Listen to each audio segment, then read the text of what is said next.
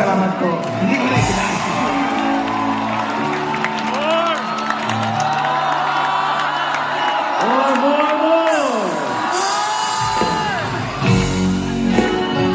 Para sa'yo, laban na to!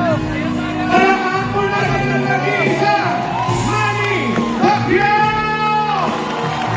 Para sa'yo, laban na to!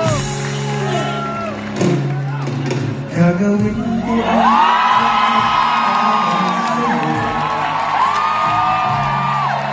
kung ito ang dahilan upang magkasundo tayo. Ito ang maging paraan na naisip ko.